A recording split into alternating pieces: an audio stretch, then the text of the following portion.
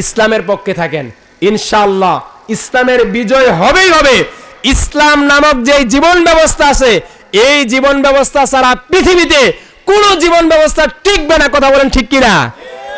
যদিও আমরা দেখি ইসলামকে ধূলিসাৎ করার জন্য যুগে যুগে সবাই চেষ্টা করেছে, এমনকি যিনি বলছেন যে এই দেশ থেকে পালাবেন না, তাই না, বলেছে না যে পালাবে না, প্রিয় ভাইরা, উনিও ইসলামকে অনেক ক্ষতি করার জন্য চেষ্টা করেছিল। প্রিয় ভাইরা, উনি বলছেন যে পালায় না, অথচ এখন আছে। আপনারা জানেন একটা মুরগির বাচ্চা যখন আকাশ থেকে চিল আসে, ওনারা তো আমাদের অনেক সিনিয়র, চিল তো চিনেন নাকি? চিল যখন কোনো মুরগির বাচ্চাকে ধরার জন্য আসে, মুরগির সামর্থ্যের আলোকে উড়াল দিয়ে হলো মুরগির বাচ্চাকে বাঁচায়। কথা বলেন ঠিক কিনা? একটা কুকুরের 6টা-7টা বাচ্চা থাকে, ওই 6টা-7টা বাচ্চাকে, কুকুরের বাচ্চাকে যখন কেউ আক্রমণ করে, কুকুর তখন দৌড়ে যায় বাচ্চাকে রক্ষা করার জন্য। কথা বলেন ঠিক কিনা? অথচ এই দেশের একজন নেত্রী ছিলেন, তিনি বললেন যে আমি পালাবো না। অথচ আমরা দেখলাম উনি ওনার সোনার ছেলেদেরকে রেখে দাদা বাবুদের দেশে পালিয়ে গেছে। কথা বলেন ঠিক কিনা? মুসলিম লিডাররা কখনো পালায় না। মুসলিম বীর মুজাহিদরা, মুসলিম নেতারা, আল্লাহর দ্বীনের জান্ডাবাহী সৈনিকেরা, তারা কখনো পালায় না। তার জ্বলন্ত প্রমাণ হলো আল্লাহর রাসূল। কথা বলেন ঠিক কিনা? হুনাইনের যুদ্ধের দিন আল্লাহ রাসূল সাল্লাল্লাহু আলাইহি ওয়াসাল্লাম একা, তিনি সাহাবীরা ছত্রভঙ্গ হয়ে গেলেন। হুনাইনের যুদ্ধের ইতিহাস আপনারা পড়ে দেখেন, আর রহিকুল মাকতুম থেকে আমি পুরোটা পড়েছি। আল্লাহ রাসূল সাল্লাল্লাহু আলাইহি ওয়াসাল্লাম যুদ্ধের ময়দানে একা আছেন, চতুর্দিক দিয়ে কাফেররা তাকে ঘিরে ফেললো। আর সেই সময় তিনি কি বললেন? সেই সময় তিনি বললেন, আনা নাবিয়্যু লা কাযিব, আনা ইবনু আব্দুল মুত্তালিব। আরে আমি সত্য নবী, আমি মিথ্যা নবী নই, আমি দাঁড়িয়ে থাকার নবী, আমি পালিয়ে যাওয়ার নবী নই। কথা বলেন ঠিক কিনা? মুসলিম লিডারদের থেকে শিক্ষা নিতে হবে, মুসলিম লিডাররা কখনো পালায় না। যাই হোক প্রিয় ভাইরা, আমি সংক্ষেপ করছি, এবার খুব মনোযোগ দিয়ে শোনেন।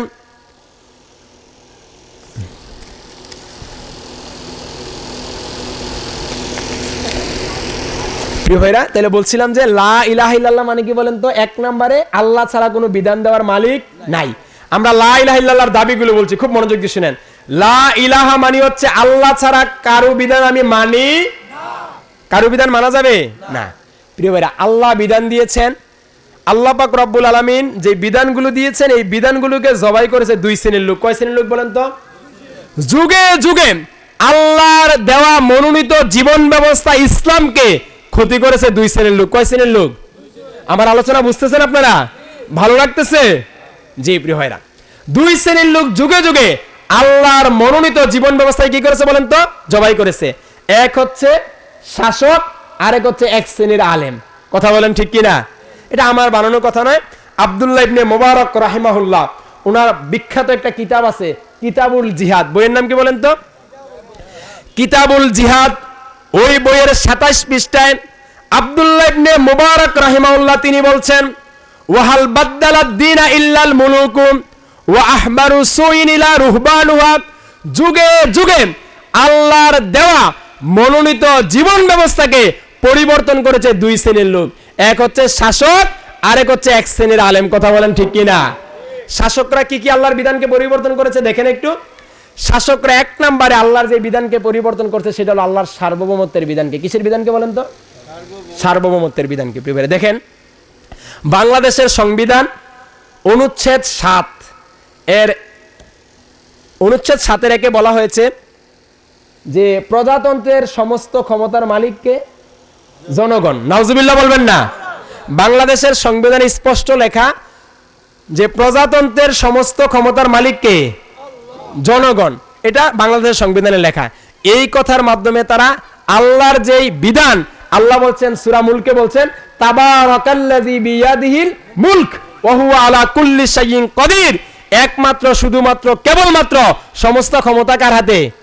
সবাই বলেন কার হাতে? তাহলে কোরআনের কথা হলো সমস্ত ক্ষমতার মালিক কে? আল্লাহ। প্রিয় ভাইরা, অথচ আমরা বলছি সমস্ত ক্ষমতার মালিক কে? জনগণ। তাহলে প্রিয় ভাইরা, সমস্ত ক্ষমতার মালিক কে? আল্লাহ।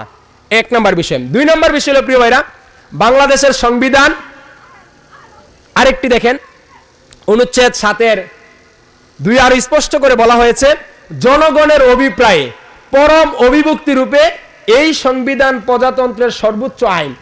যদি এই আইনের সাথে অন্য কোনো আইন সাংঘর্ষিক হয় যতখানি সাংঘর্ষিক হবে ততখানি বাতিল বলে কি হবে, গণ্য হবে। বলুন নাউজুবিল্লাহ। এই কথার দ্বারা তারা আল্লাহর কয়েকটা বিধানকে পরিবর্তন করেছে। এক নম্বরে তারা আল্লাহর কোন বিধানকে পরিবর্তন করেছে, যে আল্লাহর বিধান দিয়ে সমাজ এবং রাষ্ট্র চালানো যাবে না। প্রিয় ভাইরা, আল্লাহ সুবহানাহু ওয়া তাআলা বিধান দিয়েছেন এই সমাজ, এই রাষ্ট্র আল্লাহর বিধান দিয়ে চলতে হবে। কথা বলেন ঠিক কিনা? জমিন কার? সবাই বলেন জমিন কার? আল্লাহর জমিন। আল্লাহর বিধান দিয়ে চলবে, কোনো মানব রচিত বিধান দিয়ে চলার সুযোগ নাই। আল্লাহ সুবহানাহু ওয়া তাআলা সূরা আরাফ 7 নম্বর সূরা 54 নম্বর আয়াতে বলছেন, আলা লাহুল খলক ওয়াল আমর, জেনে রাখো, শুনে রাখো পৃথিবীর মানুষ, এই সৃষ্টি যার, বিধান চলবে সৃষ্টিকার। বলেন তো সবাই বলেন সৃষ্টিকার, বিধান চলবে কার? আল্লাহর। আমি একটা উদাহরণ দিই, ভালো করে বুঝেন। এই যে আমাদের চাচা, তাই না? চাচার নাম কি? জি হাফেজ মোহাম্মদ আলী।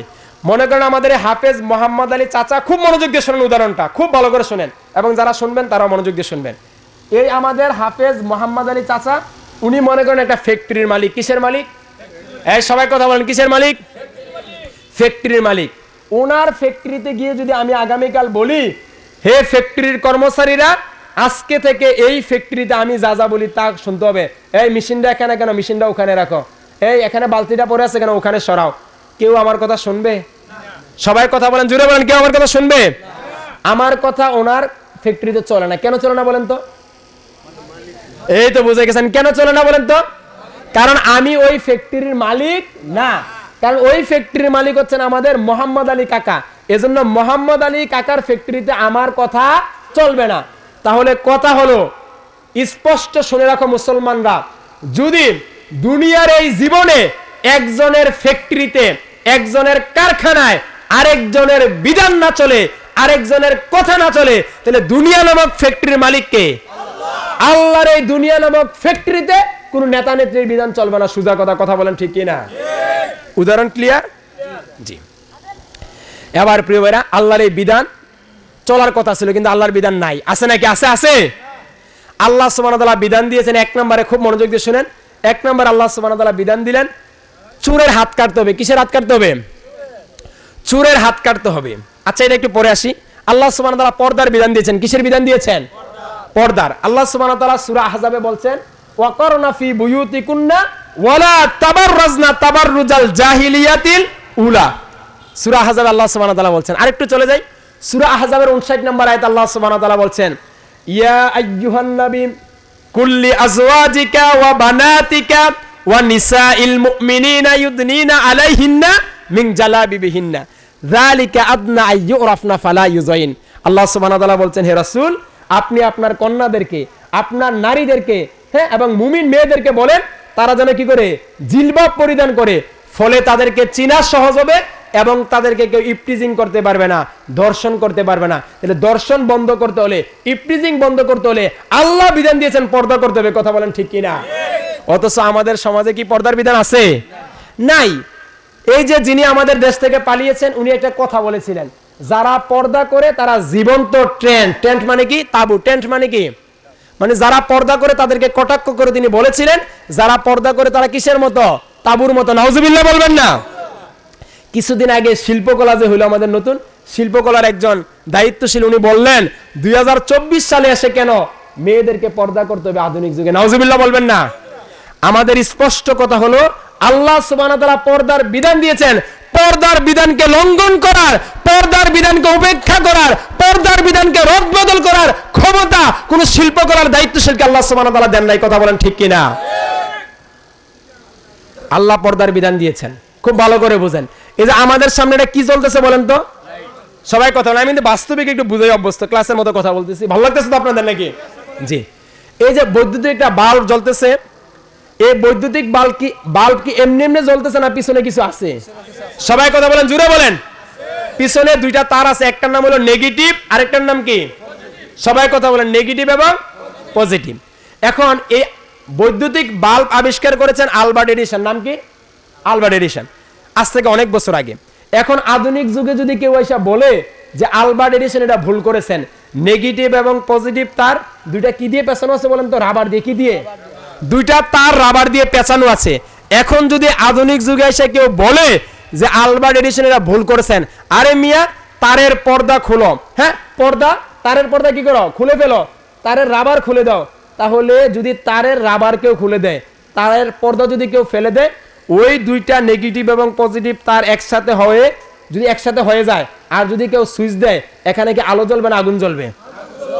কথা বলেন, আগুন জ্বলবে, কারণ দুইটা নেগেটিভ এবং পজিটিভ তার আছে। কথা বলেন ঠিক কিনা? ঠিক একইভাবে আল্লাহ সুবহানাহু ওয়া তাআলা নারী এবং পুরুষকে কি করে বানাইছেন বলেন তো? নেগেটিভ এবং পজিটিভ।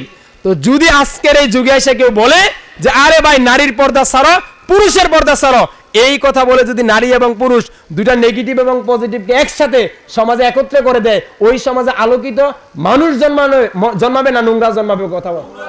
কথা বলেন। আমার উদাহরণ বুঝতে পারছেন? একেবারে ক্লিয়ার প্রিয় ভাইরা। আল্লাহ সুবহানাহু ওয়া তাআলা পর্দার বিধান দিয়েছেন, এই পর্দার বিধান আমাদের সমাজে আজকে আছে? কথা বলেন আছে? পর্দার বিধানকে পরিবর্তন করেছেন প্রিয় ভাইরা? নাই, রাষ্ট্রীয়ভাবে নাই। এবার আসেন 2 নাম্বার, আল্লাহ সুবহানাহু ওয়া তাআলা বিধান দিয়েছেন চোরের হাত কাটতে হবে। কার হাত কাটতে হবে? আরে কথা বলেন, কার হাত কাটতে হবে? চোরের হাত কাটতে হবে।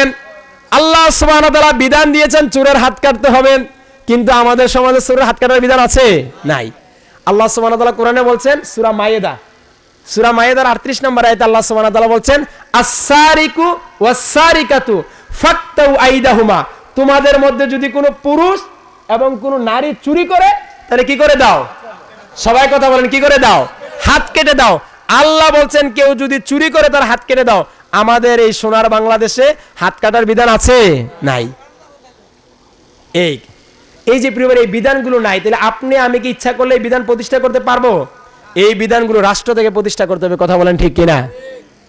একইভাবে আল্লাহ সুবহানাহু ওয়া তাআলা বিধান দিয়েছেন কোন সমাজে নারী এবং পুরুষ যদি জেনা ব্যভিচার করে, এদিকে মনোযোগ দেন, নারী এবং পুরুষ যদি জেনা ব্যভিচার করে কি করতে হবে? আল্লাহ সুবহানাহু ওয়া তাআলা কোরআনে বলছেন আয-যানিয়াতু ওয়াজ-যানি ফাজলিদু। আপনাদের সাউন্ড সিস্টেমটা একেবারে ভালো না, এজন্য আমি আসলে দায়িত্বশীলদেরকে বলছি, আমি একটু বলি, আমি কিন্তু অনেক গুরুত্বপূর্ণ কথা বলছি না ভাই? যদি এগুলো শুনতে পারতো সবাই উপকৃত হতে পারতো। যাই হোক, একটু মনোযোগ দিয়ে শুনেন। আল্লাহ সুবহানাহু ওয়া তাআলা বিধান দিয়েছেন জেনা এবং ব্যভিচার করলে কি শাস্তি। আল্লাহ বলছেন আয-যানিয়াতু ওয়াজ-যানি ফাজলিদু কুল্লা ওয়াহিদুম মিনহুমা মিয়াতা জালদা। তোমাদের মধ্যে যদি কোনো নারী এবং পুরুষ জেনা ব্যভিচার করে, যদি অবিবাহিত হয় তাহলে অবিবাহিত হলে 100 বেত্রাঘাত করো এবং 1 বছরের জন্য কি করো? দেশ থেকে বের করে দাও। আর যদি বিবাহিত হয় তাহলে মাটি গেড়ে এই পর্যন্ত মাটিতে ওই ব্যক্তিটাকে গেড়ে পাথর নিক্ষেপ করে কি করো? হত্যা করো। এই বিধান দিয়েছেন কে? সবাই বলেন, কে দিয়েছেন? আল্লাহ। এই বিধান আমাদের সমাজে আছে? যদি এই বিধান একবার বাস্তবায়ন করা হয়, তাহলে দ্বিতীয়বার আমার মেয়ে, আমার স্ত্রী, আমার বোন এই দেশের রাস্তাঘাটে দর্শনের শিকার হবে না। কথা বলেন ঠিক কিনা? কিন্তু ওরা তো জানে, ওরা যদি এই বিধান করে সর্বপ্রথম ফেসে যাবে ওদের সোনার ছেলেরা। কথা বলেন ঠিক কিনা? যারা আমাদের বোনদেরকে বিভিন্ন ক্যাম্পাসে, বিভিন্ন শিক্ষা প্রতিষ্ঠানে দর্শন এবং ইফটিজিং করতে। কথা বলেন ঠিক কিনা? কারণ ওরা তো আলাদা একটা তৈরি করেছিল, দর্শন, হ্যাঁ দর্শন লীগ। যাই প্রিয়র দিকে যাচ্ছি না। তাইলে আমি তাওহীদের বিষয়ে কথা বলছিলাম যে এই তাওহীদের 1 নাম্বার দাবি হচ্ছে প্রিয় ভাইরা, তাওহীদের 1 নাম্বার মর্মকথা হচ্ছে এই পৃথিবীতে কারো বিধান চলবে না, একজনের বিধান চলবে। তিনি কে? সবাই বলেন, তিনি কে? আল্লাহ।